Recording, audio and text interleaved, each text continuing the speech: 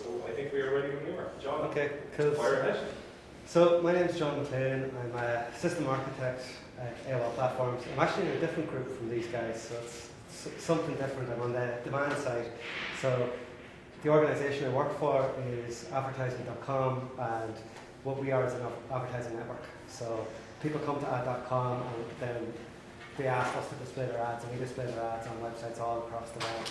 So like the ad tech guys, we operate at a very large scale. I think maybe 2 years ago we processed about 2 billion ad impressions a day. Today we're up to around about 15 billion, including bid requests, and by the end of the year we expect to be up about 60 billion. So it's very, very large scale processing, big data problems and that type of thing. And I work in forecasting, demand side forecasting. So for advertisers, I'm able to give them some sort of estimate about how their campaign is likely to perform and whether it's likely to meet their goals. So over the last couple of months, maybe 8 weeks, 7, 8 weeks, we've released 2 open source frameworks. So I noticed during the week it actually changed what was advertised and was due to talk about. I have both presentations. This is the current one, which is a thing called Microserver. So I guess, go here. So Microserver solves a problem related to microservices. So I don't know if you know what microservices are or not, but go on to the next slide and give a brief explanation. Basically very, very, very small applications. The smaller you can keep them, the better. And why do you want to make your applications that small? Is that it means that whenever you come to do new development, everything can be like greenfield development. You're not working on legacy code bases. Because if you think about a traditional Java application or a traditional application within an organization, I think Ken alluded to one that's been there for around 10 years. They can go very, very large. Once you come to make a change, then you need to understand everything that went before. But if you take this microservices approach, you're building small applications. If you need to change one, you can potentially throw it away. You just need to understand the problem you're solving now. It's much quicker for a developer to do that because they don't need to understand really what went before. Obviously then, these microservices need to communicate, and typically we're building them so they're communicating over HTTP REST APIs. So that's like standard HTTP GET, POST request, sending JSON or XML across the network. Okay, so that's why we do microservices. So you're creating these small applications where before you had one big one, and you're creating lots and lots and lots of them. It seems like a good idea at the start. Your developers are very fast at producing them, but they're also producing these lots and lots of applications. So if you've ever set up a Java server, you may encounter some of the challenges involved in doing that. And I wonder, is this going to come in automatically or not? Okay, so there we go. So if you've ever used like Eclipse and IDE and you go to set it up, you've got to install your Tomcat plugin. You've got to do that for each application. So I think there's one called the System Tomcat plugin, which is quite nice and easy to use. That works well when you've got one Tomcat app. Whenever you begin adding more, it's a bit of a pain. So then you can go on to this thing called the WTP plugin, which helps you manage multiple servers and stuff. But you've got to go through this whole thing of setting up facets and deployment assembly for every single one. When you've got one application, that's fine. When you've got 20 or you've got 50, that's a pain. So yeah, this is the idea of scaling up. This is problematic for developers. Okay, so now the next challenge is for each one of these applications, you've got to integrate your tech stack, things like Spring, Jersey for the REST endpoints, whatever else you're using in there. Like we typically use things like Google Guava, Hibernate, or some JDBC data source access stuff.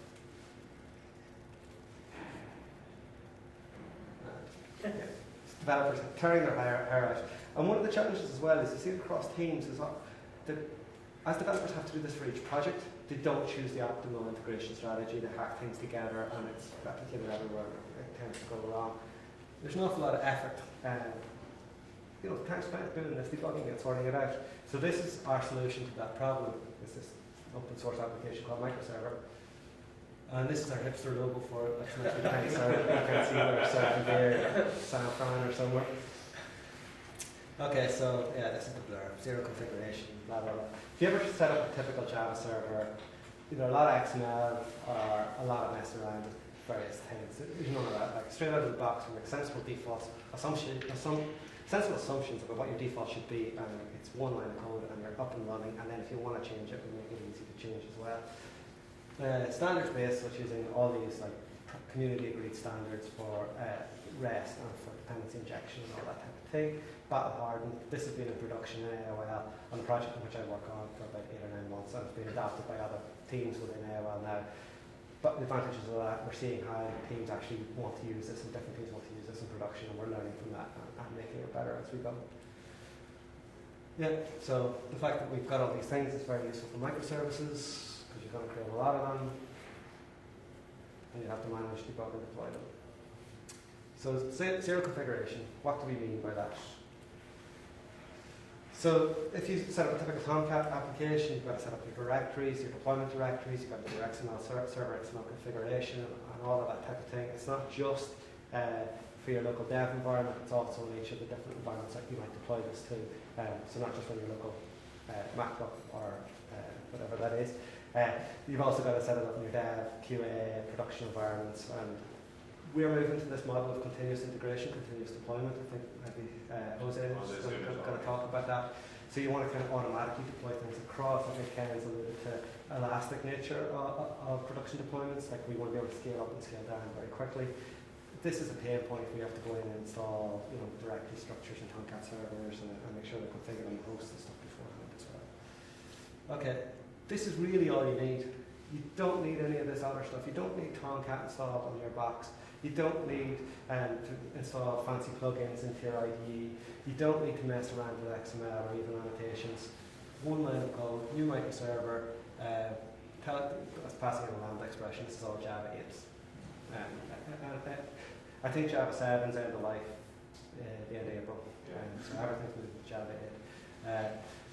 Pass in a Lambda expression, it tells which context to run on it, and tell it to run, and off you go. If you go in localhost test app 8080, and if you put in the application.log, it will give you available REST web services.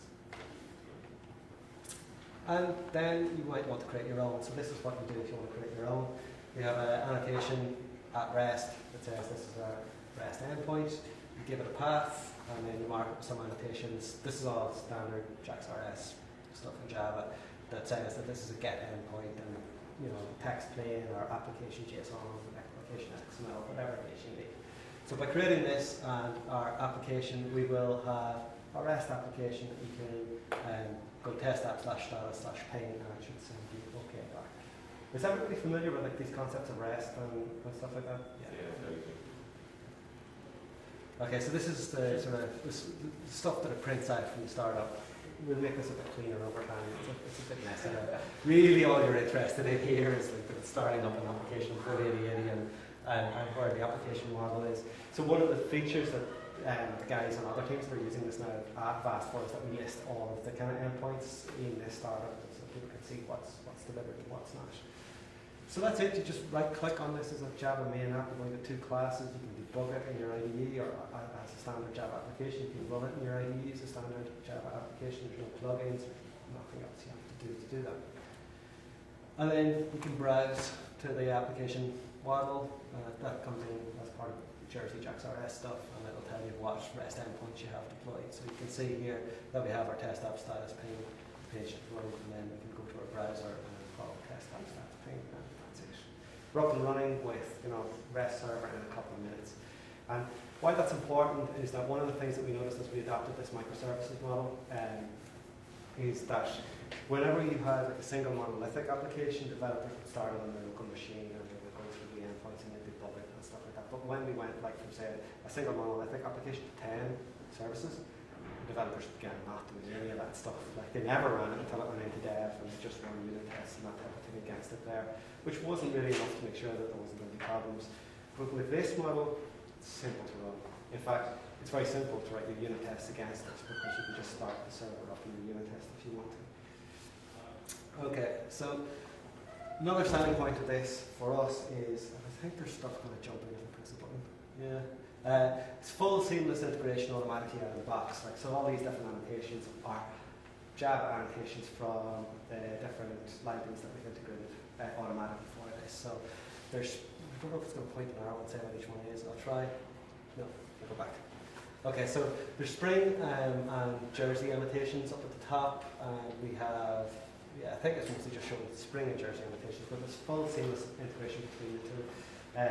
If you get them out of the box, Jersey tends to integrate with a dependency injection framework called HK2, and the Spring is our rival in dependency injection framework.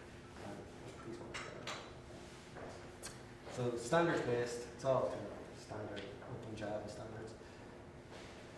But it's opinionated. We made decisions about what we think the best technologies are for us. This is open source. If that suits you, you can use it. If it doesn't suit you, there's other stuff out there like that, like Dropwizard, that might suit you better. In fact, we created it because Dropwizard didn't work with our tech stack out of the box, and it was just easier to get it to work ourselves. So yeah, Jersey 2 and Spring Jersey 2 comes from the same stable as Grizzly. It was very easy to get the two integrated. Okay, so yeah, battle hard. We're using this in production. There's no issues.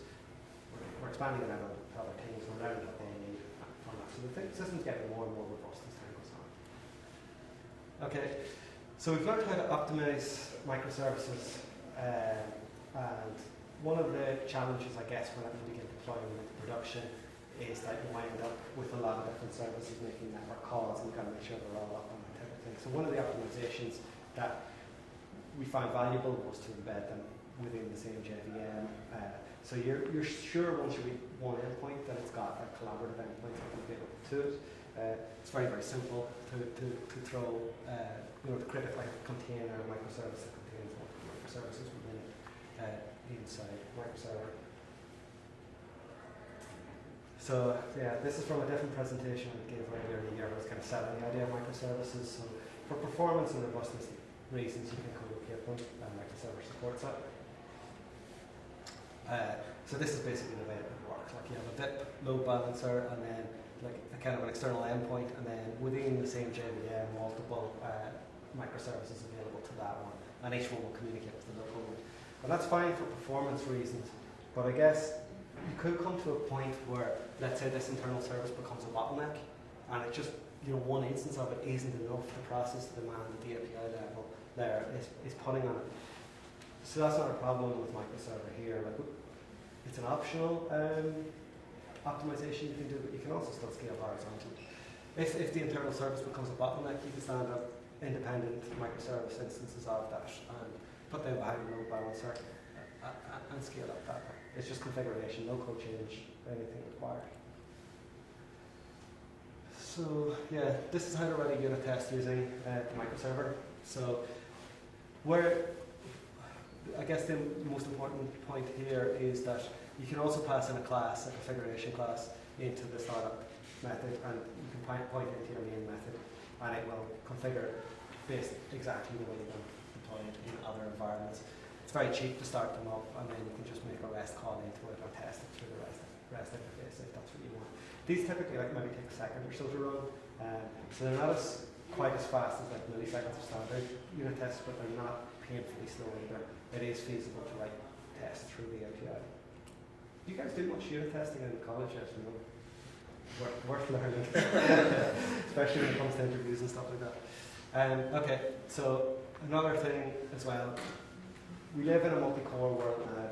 Everything's getting more and more concurrent. Making your data structures and your data types immutable is highly valuable and it makes everything a lot simpler. So we've baked in immutability here as well. You can make your data types immutable, and we'll automatically know how to serialize and deserialize external data into them for you. Okay, so yeah, one of the challenges we've always found is that we put our forecasting system out there, and it's available. It's not available externally, but it is available internally, and people, I like to use that. And suddenly you get like some guy, and he's sending in like 500,000 extra queries per minute than we expected, and the system's freaking out, like, and we're trying to figure out who did it.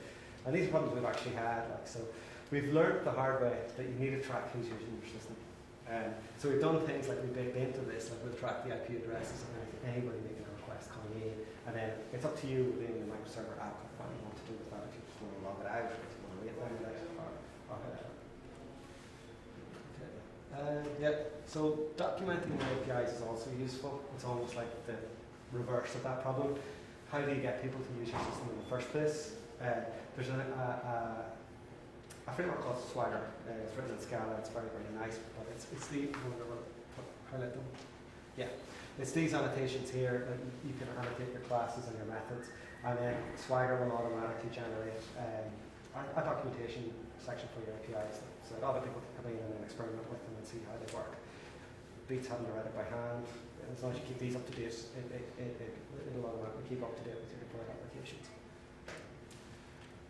Yeah, so ease of use is a core goal here. I mean, I think we're showing that with the first example. It's very simple and very straightforward to get up and running. So what if you want to go beyond what we've shown so far? We've basically shown REST endpoints using JAX-RS. What if you want to add in your own servlets? That's pretty straightforward as well. If you implement this servlet configuration class, basically in a servlet, so you're telling it, then the additional piece of information it knows is what mapping to apply to your servlet to. Like, so in here, /servlet plus put it /*, it'll intercept any request. That type of thing is pretty straightforward. Have you guys done servlets, JSPs, and that type of thing? We don't do them in college, but Right. certainly do them in undergraduate. Yeah, so you define a servlet, and then the servlet configuration is also make it Spring native, we Spring for everything here. And then the servlet configuration is important piece of information.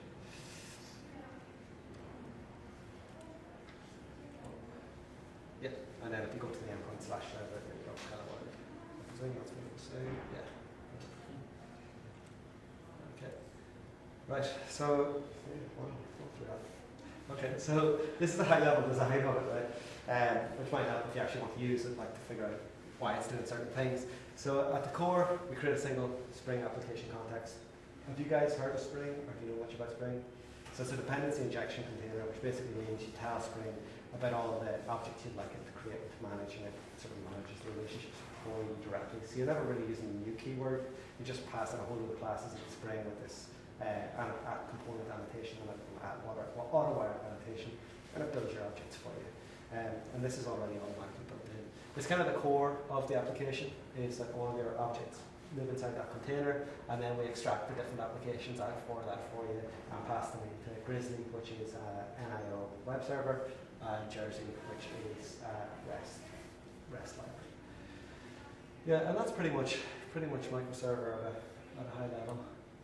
So, is there any questions about that? Yeah, Do you find that when people are adopting microserver, they start being able to roll out services a little bit faster? Does it put pressure on any other things like having to manage the configurations of the servers or things like that? Like, do they end up having to do a lot of extra work to manage all these little moving parts as opposed to one? Yeah, so that's when we started, that's why we created this, because obviously the more the servers that you're creating, then there is more configuration stuff that you have to do around it. So this is the initial rationale for creating that, to get rid of like say the XML and directory structures. But there's still stuff you have to do. Like you still have to say where it's going to get deployed to each environment and that type of thing. So it just pushes the problem further out, I guess. Like, and there's more work. We're looking at, who mentioned Chef? Mentioned Chef. So we're using things like Chef, and we're looking in and automating how to get these into Chefs. That's what we do anyway. But yeah, it's probably pretty much. What you described some very like Spring Boot. Yeah. Why didn't you use Spring Boot? So we created this about 8 months ago. So I'm not sure if Spring Boot was as mature as it is now at the time, but it does use Spring Boot now optionally. So we're on video, so be careful with what I say, but using Spring Boot is fun. So like what it does is it'll look at what you've got in your class path, and then it'll try and automatically configure that in. So you can optionally turn Spring, because the core of this is Spring, it's a Spring application context. You can decide to use Spring Boot application context builder if you like, and that has potentially big advantages when it works well and works smoothly for you. And if you're building a microservice and it's small, it probably will work okay. I guess though, where you're importing legacy jars and stuff, you can get some challenges because it starts trying to do stuff that is not really what you want. It's just this jar depends on that jar and it's imported this thing. So it's there as an optional. I think, like, I guess as an extension to Spring Boot, like we've introduced Grizzly. I think the way we handle the Jersey REST dependencies is a little bit simpler than Spring Boot, and probably the way to get it set up is also a little bit simpler, but it's kind of probably marginal. There's more technologies with the grid here what made you move to Jersey instead of just sticking with Spring MVC and using the Spring? Oh, why are we using Jersey? So, yeah, our tech stack is Jersey originally, like, so this is why we built this to suit the way we build applications. I think Jersey's far superior to Spring MVC. If you're building like a web application, maybe Spring MVC is okay, but the area I work in is back-end engineering, so it's kind of like the REST endpoint is just a way of communicating with the server, telling it what you want it to do or finding out some sort of status about it. There's no real like JSP or view technology in front of it. And I think like increasingly that's the kind of development model that certainly we're going to, that you have these REST services, and then the front end is typically written in something like JavaScript, like AngularJS or Backbone, that communicates to those REST services using, what's the word for it, Ajax or that kind of thing. Yeah, by default, does it include like libraries like Jackson for JSON processing? Yeah, Jackson 2.5. That's how it does all the immutable, the Guava module included, and the Java 8 module included, and stuff like that. So I think that there's a whole load of technologies included out of the box. And one of the things probably we're looking at doing is actually making it more modular, so you don't have to get them all. Because like for many microservices, it's probably too much.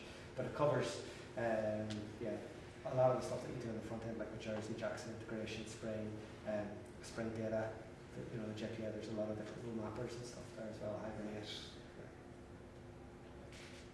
We have a question here on IRC, if you can take it. Yeah. How does MicroServer compare to Twitter's Twitter server, which is also a Java implementation? It might be similar, but this guy doesn't directly compare both of them. Right. From reading, there's a similar idea. They're both not as right. Twitter server isn't as RESTful, but it's a basic HTTP server for building HTTP server in Twitter. Okay. Is it called Twitter server? It's called Twitter server. I haven't heard of it before, so Well, that's perfectly honest. I can't answer the question. It's probably Scala based if it's coming from Twitter, is it? Probably. Anything I've seen from them seems to be Scala based. Yeah. So this is kind of Java 8. So we're building everything on Java 8 in our group. I don't know if that answers this question. We'll find out in about 30 seconds when the stream catches up. That's all right. Anyone else got questions on the floor? It sounds like you're pulling in a lot of dependencies. Yeah. What's the average size of the jar? Yeah, the average jar is probably quite big at the minute, and that's one of the reasons why we want to modularize it. And we started that process with Spring Boot. So Spring Boot is an optional dependency, and like the core is a separate dependency. But what we will do is split that up so that you can get much more or lighter footprint if you want. Does microservices support security or authentication? Yes, sort of. So we've started down that route, but it's not released yet. Like, the first thing to do is SSL certificates. So the code's in place to do that. We haven't tested it yet. But yeah, that's with programmatic cert. I probably shouldn't mention too much about the actual projects we're using, but with we're going down the route of making our APIs externally facing in AOL, and security and authentication is a big part of that. So that's kind of the roadmap for the next. Anyone else?